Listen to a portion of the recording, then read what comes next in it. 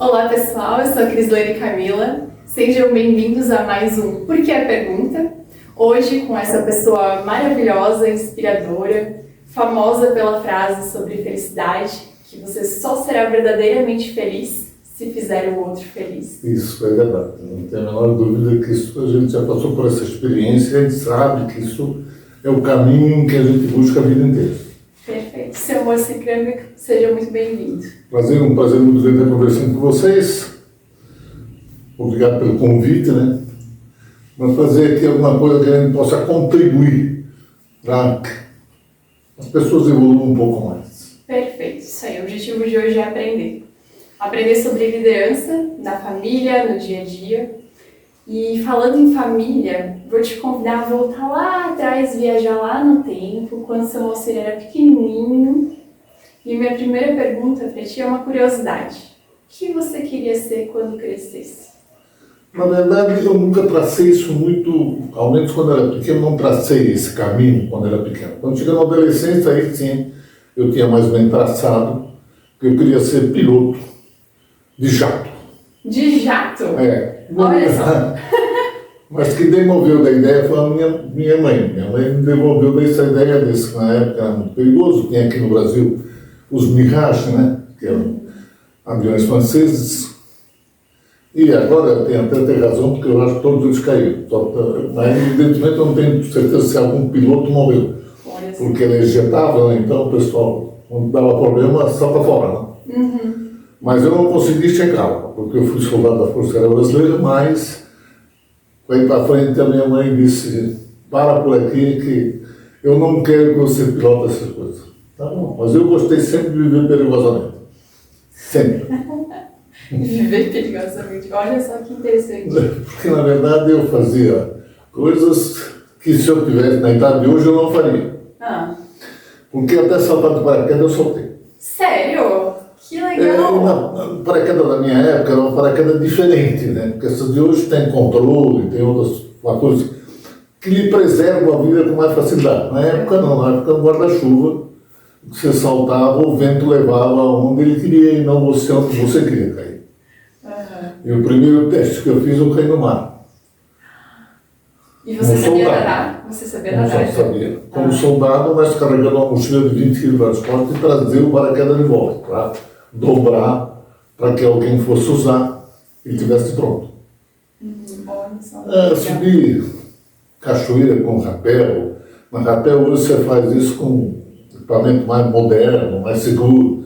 No meu tempo eu lavava a corda no mar e descia a cachoeira. Quer dizer, quando você tem essa idade, você não tem medo de nada, né? Uhum. Depois você começa a se preocupar. Já não tem mais a mesma agilidade. Uhum. E aí você começa a se preocupar com o que pode acontecer. E aí você não arrisca mais, né? Uhum. E depois que o senhor teve família, teve filhos, aí o senhor também já não foi de arriscar tanto? Ou isso não teve muito a ver? Quando eu casei com 25 anos. Uhum. A minha esposa acho que tinha 23, se eu não me engano. Já estamos há 55 anos juntos. Temos 3 filhos, o mais velho mora em Curitiba, é engenheiro eletricista, tem a filha que é do meio, né?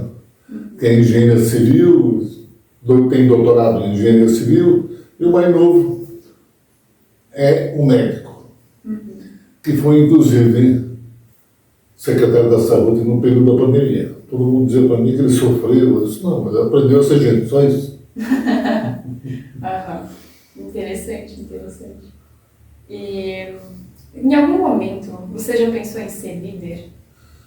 Eu nunca pensei nesse aspecto, eu nunca achei que eu poderia um dia chegar nesse lugar. Não sei se eu sou, também não tenho certeza disso. Mas eu sei que um líder nunca nasce feito, né? Ele é fabricado. E um líder, na minha visão, tem que ter uma atitude diferente das pessoas. Porque para ele ser seguido, o que ele diz ele tem que fazer. Ele não pode, porque os olhos estão olhando as atitudes e não o que ele fala. Porque o que ele fala passa, a atitude fica. E as pessoas olham as atitudes. Se você diz isso e faz, é porque é possível seguir você. Se você não faz aquilo que diz, você não merece seguir. E isso eu adotei como uma coisa normal na minha vida, né? Passou a ser uma normalidade. Tudo o que eu falava, eu executava. Mesmo nas maiores dificuldades. Mas eu tinha um compromisso. Não enganar ninguém. Bem forte isso. Bem forte. E o líder é isso, na verdade. O líder é a pessoa que sempre ele tem que ser modelo. Uma coisa tem que ser clara. Ele tem que ser modelo que as pessoas miram nele. E olham nele e acreditam com absoluta certeza de que ele pode conduzir a um excelente caminho, sem atropelos e sem maiores consequências. Isso pode ser difícil, mas eu não acredito que seja tão difícil assim, porque passei dessa trajetória toda. E hoje eu nunca me senti um líder, né? Bom ficar claro, nem hoje eu me sinto um líder. As pessoas não dizem, mas eu não me sinto. Porque tudo isso que eu disse para vocês há pouco, eu fiz. Mas isso não foi com o objetivo de ser um líder. Foi um objetivo de ser autêntico. Você é essa figura. E vai ser sempre essa figura 24 horas por dia, 365 dias por ano. Se isso me transformou num líder, é uma pergunta que nem eu sei responder. Mas que serviu, provavelmente serviu, porque, com certeza, através dessas atitudes, eu consegui ajudar muita gente. Que bonito isso, que bonito. E na tua família, olhando assim para os teus pais, para os parentes mais próximos e considerando essas características que você contou pra gente, teve alguém que você para e olha assim, que era um líder? O meu exemplo mais próximo era minha mãe, não era meu pai. Era minha mãe. Porque minha mãe era costureira da Aérea, trabalhava na Aérea na época lá. E para mim era um exemplo a ser seguido, porque ela tinha uma retidão muito grande, tinha uma facilidade de conversar com as pessoas, tinha liberdade de ajudar as pessoas e ajudava todo mundo. Portanto, eu me copiava muito nela. Inclusive, teve uma frase, uma vez ela disse para mim assim: se você um dia pretende ser alguém, comece agora. Não espere, que as coisas nunca vão cair no seu colo. Você vai ter que buscar as coisas. E isso eu gravei, né? Marquei. Essa presença, essa atitude, marquei muito. E isso me levou aonde eu fui, nesses caminhos todos, né? Eu também não era uma figurinha que muitas pessoas não gostavam de mim, não. É bom ficar claro, né? Porque eu era muito exigente. Eu trabalhei na Aérea por 37 anos e era controle. Você sabe que o controle de uma empresa, ninguém quer ver pela frente. Quer ver pelas costas sempre. Porque sempre que ele aparece, tem alguma coisa errada. E aí as pessoas já se sentiam... Eu era um cobrador puro, né? Você disse que ia fazer, eu vou cobrar. Ou seja, eu não dizia o que fazer, mas eles diziam para mim que iam fazer isso. Então, faça, porque eu vou cobrar. E eu cobrava mesmo. Eu era exigente, muito exigente na cobrança. Você diz assim, se não conseguir fazer, diz que não consegue. Mas se você disser para mim que vai fazer, lembre-se. Sempre, em qualquer circunstância, eu vou sempre cobrar de você. Porque o que pode não funcionar é a carcaça, mas a memória é muito. Isso é muito verdade, né? Desde as primeiras perguntas que eu te fiz, chegava lá, você fez essa pergunta. Você já lembrou de mim de vir aqui no podcast, ó, tal dia eu tô lá, tá combinado. A memória é isso. A carcaça não é sempre uma maravilha do mundo, mas a memória é muito boa. E essa memória foi cultivada, né, com o tempo. Por que isso facilitava muito a minha vida? Porque eu era um estudioso, muito estudioso. Eu li muito, eu continuo lendo. Eu era professor de matemática. Professor de matemática é aquele cara, uma boa parte da população não gosta de matemática. E eu era um aficionado. Eu estudava em casa, desenvolvia em casa. Se terminar o trabalho de noite, eu pedia os livros das universidades, especialmente os livros de física, ia desenvolver os problemas de física, usando a matemática para isso. Isso me ajudava muito, até quando eu era professor, eu chegava dentro da sala de aula na abertura do ano, né? Eu dizia, essa aqui é a bibliografia para a vida profissional de vocês. Mas eu só vou cobrar de vocês o que eu abro a boca aqui dentro. Mesmo que eu estiver rindo, vale. Olha. E dizia para ele o seguinte, nossas aulas vão acontecer igual uma bomba atômica. Ou seja, você sabe como é que ela funciona? Ela é uma reação em cadeia. Então, as nossas aulas serão uma reação em cadeia. É bom não faltar, porque provavelmente vocês vão perder alguma coisa no meio do caminho e a bomba vai acabar estourando na mão de vocês. E eu era no colégio, o pessoal tinha sempre uma preocupação, como é que nós vamos passar por ele, né? Sim. E às vezes eles consideravam até a pergunta difícil quando a pergunta era fácil. Mas por que eles consideravam a pergunta? Porque a minha postura era de dificuldade. Mas a pergunta que eu fazia nem sempre era difícil. Ela podia ser respondida com facilidade. Mas como eles achavam que a pergunta não podia ser tão simples assim, eles respondiam errado. Eu não respondia o que eu perguntava. As coisas. Exatamente. Olha, só complicado. E você sempre gostou de estudar ou alguém te incentivou a isso? Não, eu sempre gostei de estudar. Sempre muito. Mas eu gostava muito mais de matemática, né? Matemática, contabilidade. As coisas eu fiz tudo. Inclusive fui professor de contabilidade, as 3 contabilidades, bancária, industrial, aliás, as 4. E comercial. E também fiz análise de balanço. Era professor de análise de balanço também. Nisso tudo além disso, fui professor de análise de balanço. A minha irmã foi minha aluna. Olha. A minha, ela não, como eu me lembro da passagem, uma passagem que ela como aluna, eu pedia para fazer um trabalho aí, equipe, né? Eu tinha o costume de examinar o trabalho todo, lia, corrigia tudo e sempre dizia para eles que eu ia fazer uma pergunta a cada um dos 4. Quem acertasse recebia a nota do trabalho, quem não acertasse recebia a metade da nota do trabalho. E aí aconteceu na turma dela, né? Ela ficou tão brava, foi reclamar com a minha mãe e tudo. Minha mãe disse para ela assim: não, mas ele não está certo, ele foi justo contigo. Você fez o trabalho e as outras só deram nome. Ele quis saber se eles contribuíram. Só isso. Se não contribuíram, não merece a nota. Essa é a colocação da minha mãe para a minha irmã. Mas tudo isso passa, né? Hoje eu sempre fui um líder deles, né?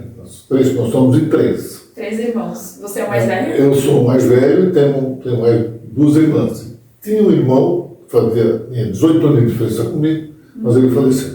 Quando era pequenininho, ele faleceu. Então só tenho as 2 ainda. E as 2 sempre tiver alguma coisa para fazer, as consultam a mim.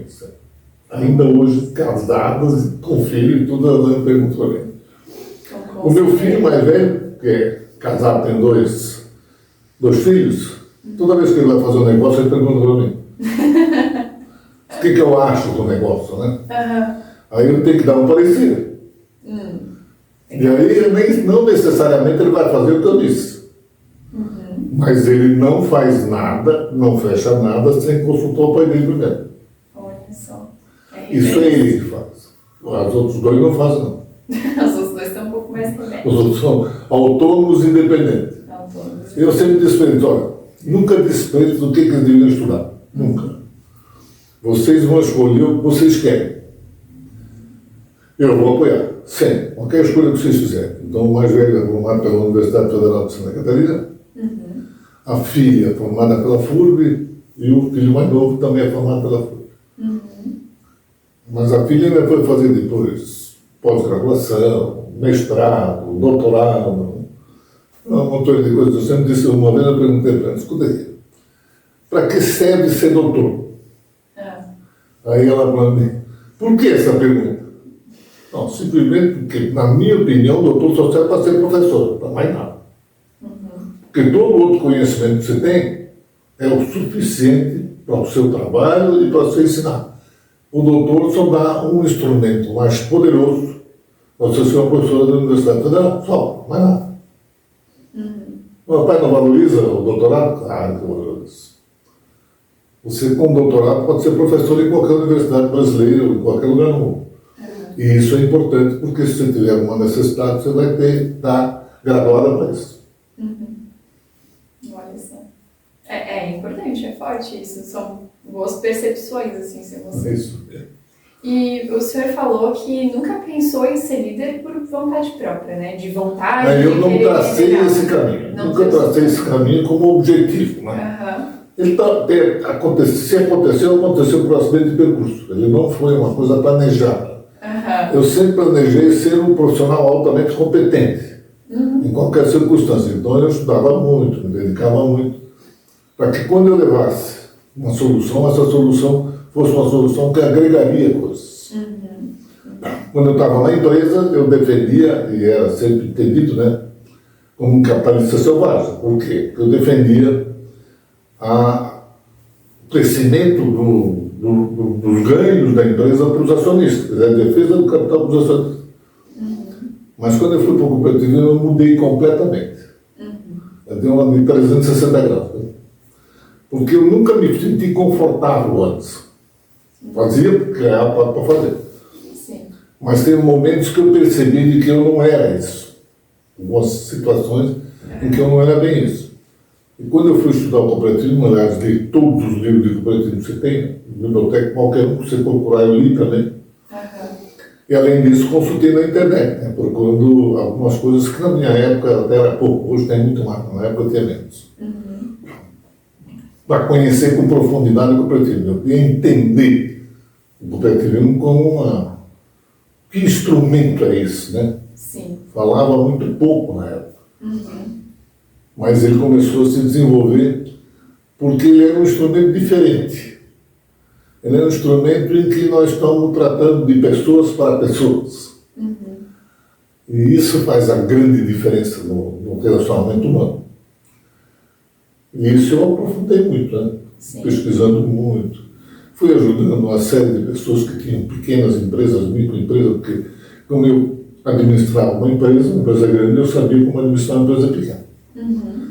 Fui responsável pela maioria das terceirizações que a EL fez. Eu recomendava sempre para o presidente, que era o seu Ingoel, mas ele não acatava minhas sugestões. Porque eles eram, e eu também compreendia por que eles não acatavam. Porque ele era industrial, conhecia profundamente o aspecto industrial. Eu já era da geração do filho dele, que pensava de forma diferente. E sempre dizia que tudo que eles fazem lá dentro, todo mundo faz. Então, por que você quer fazer aqui dentro? Por que você não faz fora?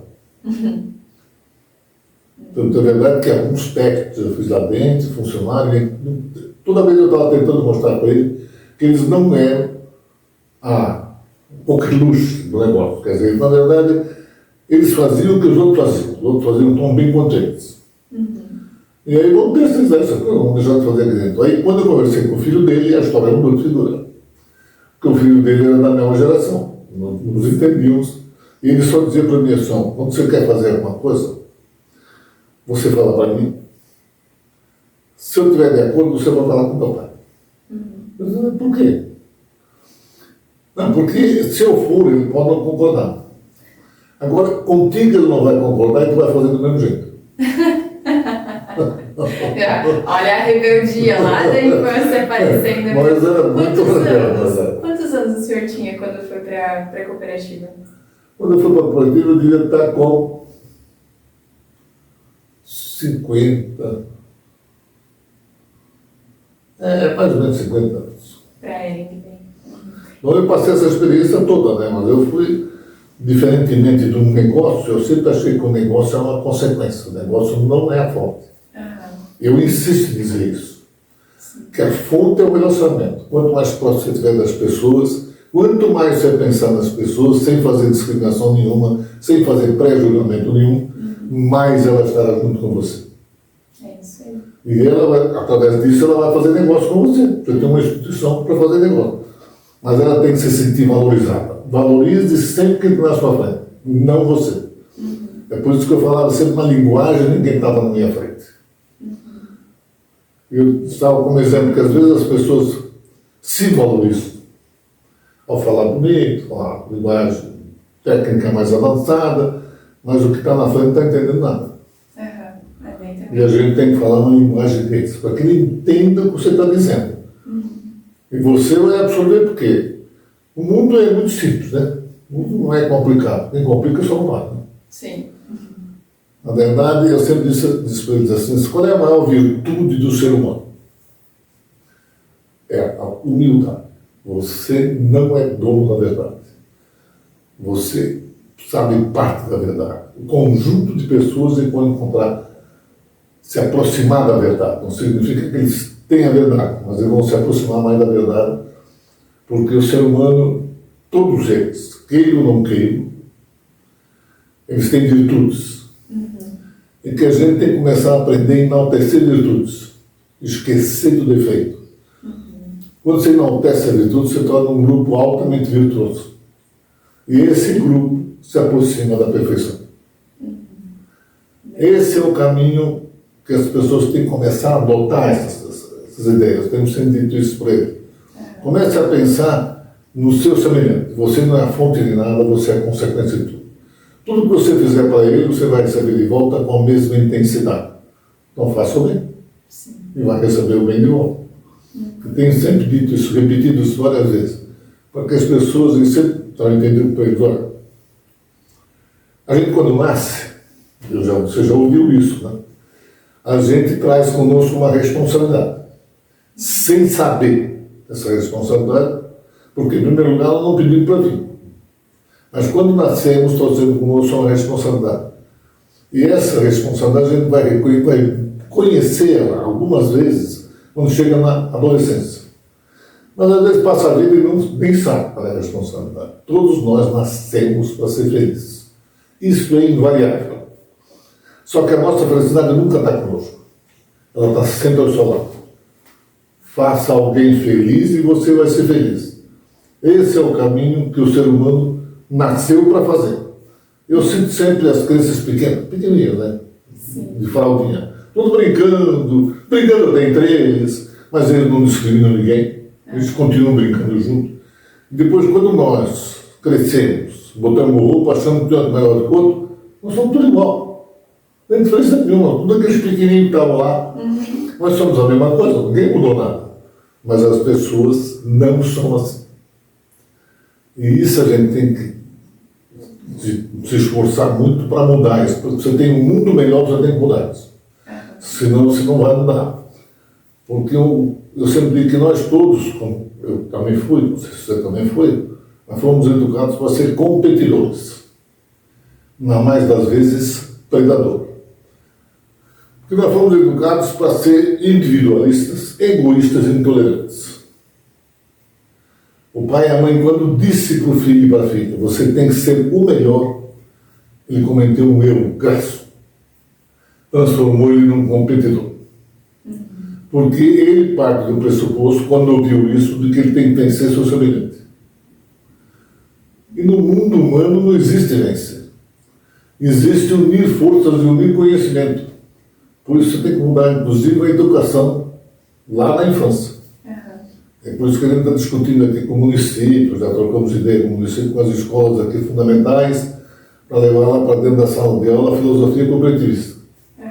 Para quem dizer assim, olha, filho, junte com o seu amigo e coopere entre vocês, e cresçam vocês dois juntos. Esse é o grande desejo da humanidade. E a gente vai tentar contribuir de alguma forma, né? Para que as pessoas assimilem isso. Mas eu também estou convencido que o Brasil tem mais ou menos 20 milhões de cooperados, em vários ramos, concreto e outros ramos todos. Se 2 milhões deles são cooperativistas de fato, de direito, são muito. Porque o capital ainda é muito forte. É muito mais forte do que o ser humano. E isso distorce a sequência da qualidade de vida das pessoas para frente. Você não tem, por exemplo, nós estamos vendo isso tudo aqui construído, né? Bonito, muito bonito, bem feito. Isso foi feito tudo pelo capital. Mas o capital teve um gravíssimo problema. Ele concentrou a riqueza em poucos e excluiu a grande maioria. Nós, do cooperativismo, temos que fazer o quê? Incluir aqueles que participaram da construção dessa riqueza. E esse é o trabalho que todo ser humano deve fazer.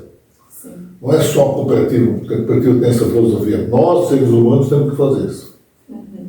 E isso começa dentro de casa. Né? Lembra de perguntar, onde é que começa a cooperação? Dentro da sua casa. Com a mãe e com os filhos se ajudando mutuamente. Mesmo que ela tenha dificuldades materiais enormes, ela é uma família feliz. E a gente vai copiar. Porque é isso que nós buscamos desde o dia que nós nascemos até morrer. Perfeito, perfeito. Qual que é a diferença de um líder cooperativista para um líder não cooperativista? Eu vou deixar você responder, enquanto isso eu só vou dar um check lá na câmera, mas pode continuar. Obrigada, Samuel. Na verdade, eu não faria muita diferença, porque o líder tem que sempre pensar em gente. O líder econômico, evidentemente que ele vai porque o caminho dele é muito mais fazer crescer a riqueza. E as pessoas copiam esse crescimento da riqueza numa distorção futura. O líder cooperativista não é um cara preocupado com riqueza. Ele é preocupado com gente. Sejam eles quais forem, ele vai pensar sempre que a atitude dele é em benefício de pessoas. O líder econômico, no aspecto econômico, é muito mais do ponto de vista econômico do que as pessoas. E às vezes até ele sacrifica as pessoas em benefício do econômico. O líder cooperativista nunca vai fazer isso. Ele jamais vai sacrificar o ser humano em benefício financeiro. Nunca. Se ele fizer isso, ele não é um líder cooperativista. Olha só. E se a gente for classificar 3 virtudes ou 3 competências de um bom líder cooperativista? Qual que é a mais importante para você? Alguma coisa eu já citei para você. Já. Mas vamos elencar, a mais importante, você acha? Em primeiro lugar, ele precisa ter, a maior virtude dele é a humildade. Ele tem que ser humilde. Essa é fundamental. Não tem escapatória. Se ele não tiver humildade, ele jamais chegará a ser um líder. Em segundo lugar, ele tem que ser sempre modelo. Tudo que ele faz tem que ser coisas voltadas a outras pessoas. E, portanto, tudo que ele diz, ele tem que fazer. Eu acho que esses três aspectos aí o moldariam como líder. Se ele agisse dentro desses três. Que não é fácil fazer. Não. Complicar que alguém me disser, mas isso é meio difícil de fazer. Eu acredito que não é fácil. Mas é preciso esforço. Você quer ser um líder, especialmente cooperativista, você tem que pensar nesses três. Senão você não chega lá. Tem algum líder hoje que te inspira? Olha, eu nunca tomei por base um líder, né? Eu sempre copiei algumas coisas de algum deles, né? Olha só. Não era, por exemplo, eu gostava muito do John Kennedy, também da minha geração, mas gostava do Clinton, né? O primeiro inglês, né? Que era o... Clinton? Não tem. Boa pergunta. Vamos lá. Bom, não me lembro dele, mas ele... Não tem problema. Se quiser citar características. Foi importantíssimo na Segunda Guerra Mundial. Mas tem não tudo, né? Eu sempre copiava um pedaço do que eu entendia como uma liderança que eu achava que eles deveriam fazer. Porque isso também é envolvido em guerra, aquele negócio todo, que eu sou literalmente contra. Porque eu acho que o ser humano não precisa guerrear. Ele precisa se ajudar. A guerra não vai trazer nada a benefício para ninguém. Vai sacrificar uma porção de gente que não tem culpa de nada por um benefício puramente econômico, não benefício social. Então tem um Abraham Lincoln que eu também li muito, achei que o Abraham Lincoln conseguiu convencer o Congresso a mudar um dispositivo da Constituição para poder criar a liberdade dos escravos. Isso, e ele, todo mundo era contra ele, né? Ele conseguiu demover essas ideias. Então tem algumas coisas, mas não completas. Não posso dizer, você é o seguinte, não. Até o Dalai Lama serve, né? O Papa em determinado momento. Mas próximo de mim, eu gostava muito do meu diretor. Quem que era seu diretor? O diretor era o Lauro Cordeiro, que era diretor da ELE, era meu diretor lá. Ele era uma pessoa muito humilde e muito inteligente. Eu sempre achava ele muito inteligente. Mas era muito bondoso demais. Com o controle, eu não gostava dessa bondade toda. Porque a bondade acaba sendo injusta. Quando você puxa para um lado, você esquece do outro. Então eu não me entendia muito bem com ele, com essa postura. Mas ele era um cara que, do ponto de vista de ser humano, era muito legal. Muito bem, vários nomes aqui. E eu sei que você, Sr. Marcinho, já viajou bastante, né? Já foi para a Europa, já foi para os Estados Unidos. Fui em vários lugares, isso é verdade. Já foi. E pensando agora nas pessoas que você conheceu, nas lideranças que você viu por esses lugares todos que você passou, até mesmo no Brasil, tem alguma característica de nós brasileiros que resplandece, assim, que aparece, que você acredita que seja um charme nosso e que contribua para a liderança? Ou somos todos iguais, independente do lugar? Não, eu acho que não somos muito diferentes, não. Cada um, ao seu modo, faz aquilo que ele acha mais conveniente, mas ninguém preenche tudo, né? Cada um preenche um pedaço. Um faz de um jeito, outro faz do outro. E eu não posso criticar ninguém, porque eu sempre disse o seguinte: eu nunca fui um cara que gostei de história. Por isso eu dificilmente vou no museu. Sim. Porque se eu vou lá olhar o museu, aquilo foi feito, é coisa do passado. Eu não tenho o direito de julgar nada disso. Não posso nem levantar a mão assim, não, o cara podia ter feito diferente. Bom, ele fez aquilo da melhor forma possível no tempo dele. Eu tenho que pensar o que eu vou fazer hoje e amanhã. Então eu sempre dizia para o pessoal: eu tenho uma absoluta convicção que eu não sei se eu estou atrasado ou adiantado. Agora, uma coisa estou convicto: no momento presente eu não estou. Olha só. Essa me pegou agora. Essa foi bem interessante. Eu imagino um mundo diferente. Sempre imaginei um mundo diferente. Vou fazer de tudo para que esse mundo aconteça, né? Mas sou um. Preciso de mais gente para fazer isso. Sozinho eu não vou conseguir fazer muita coisa. É isso aí. E você é um homem de muitos valores, seu Moacir. Pensando nos teus valores, agora uma curiosidade minha aqui.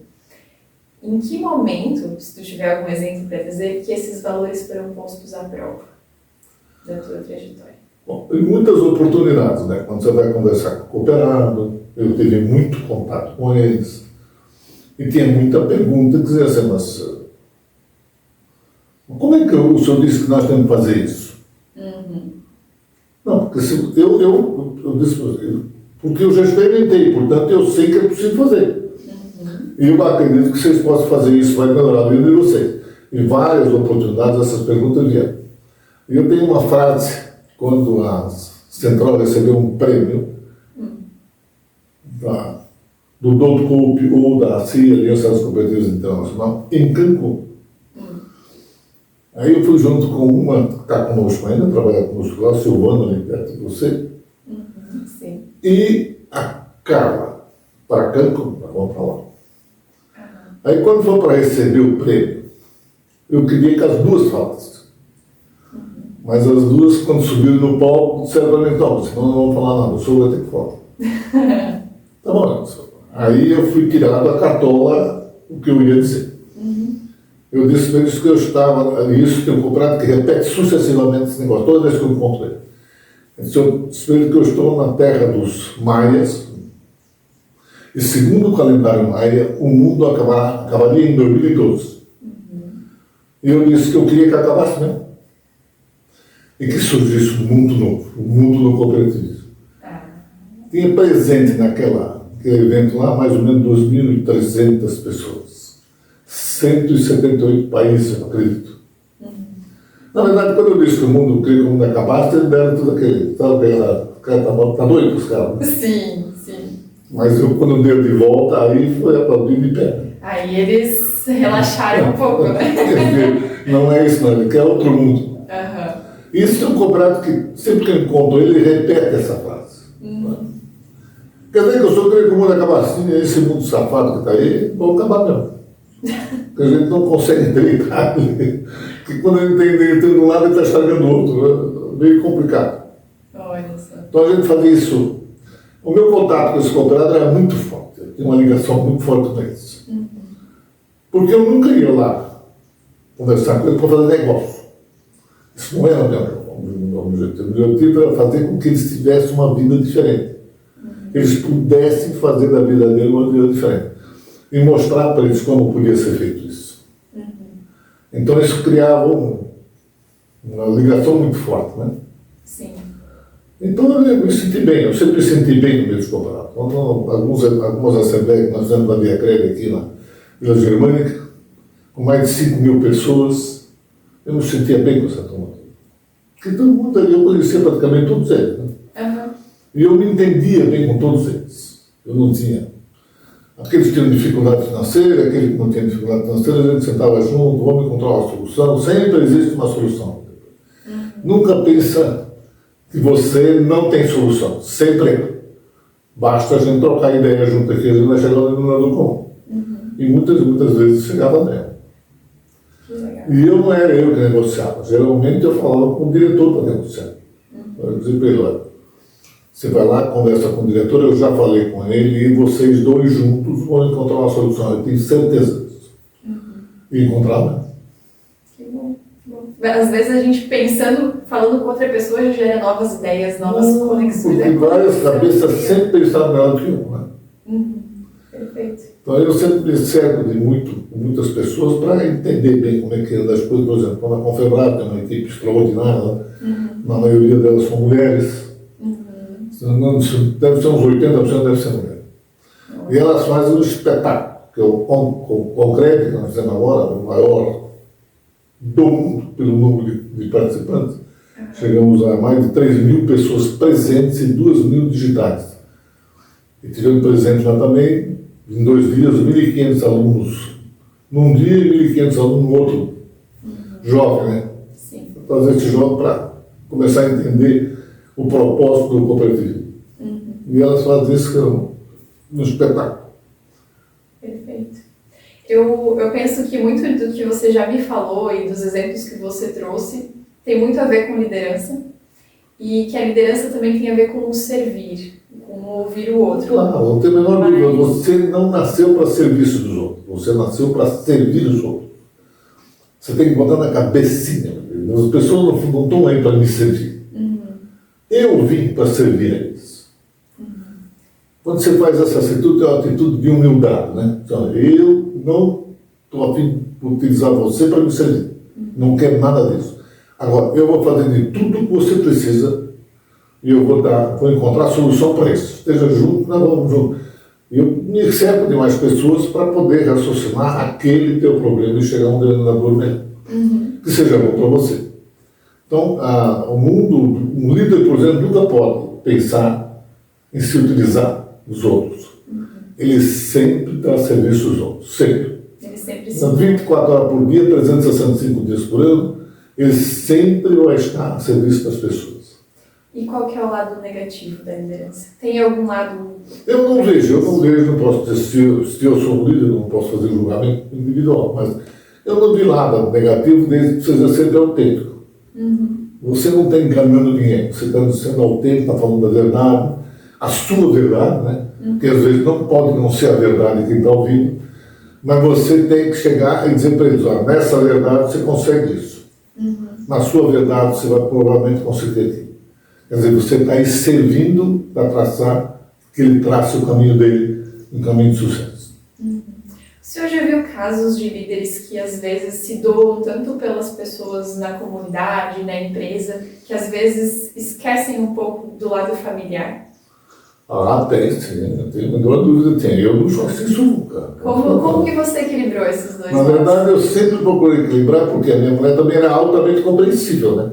Você entendeu os lados. A minha mulher e meus filhos sempre foram muito compreensíveis. Mas eu nunca procurei dizer assim, eu estou 100% aqui. Eu estou 100% com gente. E minha família também é gente. Portanto, eu preciso servir ela também. Eu não posso estar só do outro lado. Então, tem que manter o equilíbrio, né? Você tem que manter o equilíbrio. E eu conseguia fazer isso, ao menos eu acho que eu conseguia fazer, porque ninguém estava reclamando, ninguém está apontando. Isso significa que eu deveria estar conseguindo fazer isso. Portanto, porque o líder não pode ser exclusivamente para um lado, esquecer do resto. Ele é líder de tudo isso. E se ele é líder de tudo, ele é líder para todos eles, e não para algumas pessoas. Olha só, que bonito isso. Eu gostei dessa tua percepção de todos somos pessoas, assim. Eu acho que isso faz bastante sentido e talvez quem assista esse vídeo possa refletir um pouquinho mais e olhar mais por essa perspectiva, caso queira buscar o equilíbrio, né? Se hoje ainda não tem. E digamos que a gente tenha hoje, seu Moacir, agora um caso. Vamos supor que a gente tem um jovem aprendiz nos assistindo e essa pessoa está no início da carreira agora e almeja alcançar um cargo de liderança. O que você recomendaria para essa pessoa fazer no dia a dia desde já, para se desenvolver? Bom, vamos partir do seguinte pressuposto. Quando você chega até a adolescência, o teu pai te orienta, o pai e a mãe orientam você. A partir daí você tem que traçar os seus planos. Aí você pode ter todos os planos possíveis. Você pode ter o A até o alfabeto inteiro. Mas não se decepcionar, porque numa delas você pode não dar certo, você tem a outra para caminhar. E isso vai formar de você o caminho. Você vai traçar esse caminho e vai ter sucesso lá na frente, porque se você se dedica a ele, o sucesso virá. Não tem a menor dúvida que ele virá. O que você não pode é se atropelar, né? Eu não sei nem o que eu vou fazer. Não, senta, pensa em o que você quer ser amanhã. Se você quiser alguma coisa amanhã, o que você quer fazer? Para chegar lá, o que você tem que fazer? Qual é o seu propósito na vida? Você tem que definir. Definido esse propósito, o que eu faço para cumprir esse propósito? Traça. Você vai ver o que será necessário para que esse propósito seja visto pelas outras pessoas como um instrumento seu. E aí você vai chegar lá. Não vai. Não adianta porque jogar. Normalmente o João, quando chega, fica meio confuso, né? Sim. Você lá fica meio confuso. Não sei nem o que eu vou fazer, o que eu não vou fazer. Senta, pá e pensa. Qual é o teu propósito? Você veio para um propósito, para cumprir o propósito. E traça ele e o que você tem que fazer para chegar nele. Para que as pessoas reconheçam esse propósito em você. Perfeito. E se a pessoa estiver com dificuldade para descobrir, você orienta ela a testar algumas coisas? Claro. Mas eu tenho a impressão de que quando você sentou, pensou, e pensa bastante, não vai pensar assim por acidente de percurso, não sei não. Pensa profundamente e você vai chegar a um propósito. E quando você traçou o propósito, siga. Busque-o. Não tem muitos propósitos. Você não pode ter muitos. Você vira uma confusão na sua cabeça. Você não sabe qual é para buscar. Se você fixou 1 ou 2, no máximo, 3, traça e vê como é que você chega lá. Perfeito. Perfeito. Muito bom. Já trouxe bastante clareza aqui pra gente.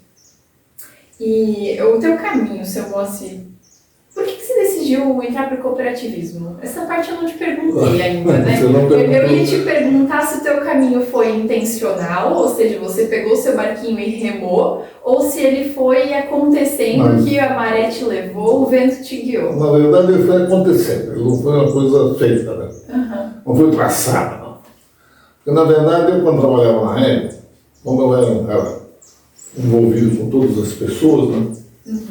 Eles achavam interessante que eu tivesse na cooperativa, já que eu conhecia todo mundo, que eu podia contribuir mais na cooperativa. Aí acabei no conselho de administração, primeiro da COP, né? Depois na CREDL, virou via CRED. Então, mas quando eu fui, efetivamente, aí eu fui estudar.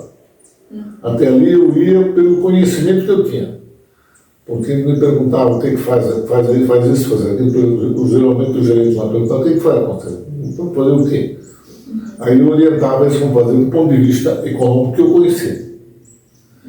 Agora, não era a filosofia do cooperativista, era o que eu recomendava como sustentabilidade para a cooperativa.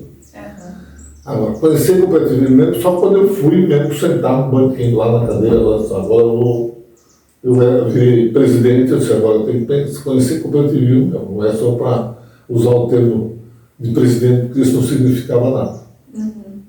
Eu sempre digo para eles que presidente é acidente de percurso. Meu nome é Moacir. Lembre-se disso. Porque às vezes o cara começa assim, seu presidente. Não, peraí. Presidente é acidente de percurso. Começa e termina em determinado momento. Meu nome vai estar, inclusive, na lápide lá escrito. Então, é esse que eu quero que você me trate, não como presidente. Perfeito. Eu sempre disse que no cooperativismo não existe poder. Hoje, inclusive, numa conversa que eu tive com o senhor, chamando poder, aquele negócio todo, sabe? No cooperativismo, o poder está com o cooperado. E não com os dirigentes da cooperativa. Mas por que você diz isso? Porque ele é o dono do negócio. Nós somos servidores dele. Portanto, pode ter diferença de responsabilidade, mas não há poder nessa história. Eu não mando nada disso. Você acha que o Estado tem ser presidente manda uma coisa? Não manda nada. Se ele não quiser, eu não posso fazer. Acabou. Simples. Então, diferentemente de outras instituições, em que o cara é presidente tem poder. Tem o nome da caneta na mão. A caneta minha, a caneta que o cooperado me der. Olha só. Que bacana. E seu Moacir, hoje parando para pensar, assim, depois de toda essa trajetória, você recentemente completou 80 anos, né? Você se sente realizado com tudo isso? Se sente tranquilo ou você mudaria alguma coisa? Não mudaria nada. Não mudaria nada. Tudo que eu fiz, eu provavelmente repetiria do mesmo jeito. Porque tudo isso me trouxe até aqui. E se me trouxe até aqui, eu sou um cara feliz no que faço. Eu me sinto realizado no que estou fazendo. E não acredito que se fosse caminhar para outro lugar, eu estaria tão realizado. Por exemplo, se eu fosse piloto de jato, provavelmente eu não estaria tão realizado. É verdade, é verdade. E para a gente finalizar, o que te motiva a ser tão ativo assim na sociedade? Porque você já fez muita coisa. Seria muito fácil você ir pescar, ir lá tomar um chimarrão, ficar tranquilão em casa, com os pés para cima numa rede, mas você é uma pessoa muito ativa ainda. Mas não vai dar mesmo. Por uma razão muito simples. Eu gosto de gente. É bom a gente pensar nisso. Eu gosto de gente e gosto de estar conversando com gente. Conversando com gente, ensinando gente, mostrando para gente, aprendendo com gente. Tudo isso me motiva e é a alavanca que me leva para frente são as pessoas. Perfeito. O pessoal diz para mim, você não deve desistir nunca. Eu não vou desistir, desde que vocês não desistam de mim. Essa frase é maravilhosa. Com ela, eu te agradeço de coração a participação hoje. Tanto no podcast que a gente resolveu gravar, mas eu já tinha conversado contigo algumas vezes, né, para fazer uma pergunta. Eu sempre queria tomar um café contigo, de vez em quando a gente está perto ali. Te agradeço muito ter participado desse momento, ter respondido as perguntas e continuar sempre presente nas nossas vidas. Dá para ver puramente que você gosta de gente. Muito obrigada. Muito obrigado a vocês todos que nos acompanharam aqui. Eu estou muito feliz com a conversa que teve contigo aqui. Na verdade, aprendi mais alguma coisa. Né? Tá junto, vocês normalmente aprendem. Né? Recordar as coisas é bom, porque a gente reanima aquilo que às vezes está morto lá atrás, reanima, traz de volta para cá. Então, por exemplo, podemos ter conversado com vocês, contar um pouco do passado e aproveito para ler o livro. Perfeito! Tem o livro Coração, que a Roberta escreveu sobre a história de seu Moacir. Então, quem quiser, vamos procurar por aí para disponibilizar. Se eu conseguir o link, eu já coloco o link ali embaixo também para vocês conhecerem um pouco mais da trajetória de seu Moacir no cooperativismo. Muito obrigada a quem assistiu até agora. Essa foi a grande história, né? Grandes lições aqui com o seu Moacir. E até o próximo Porque é Pergunta.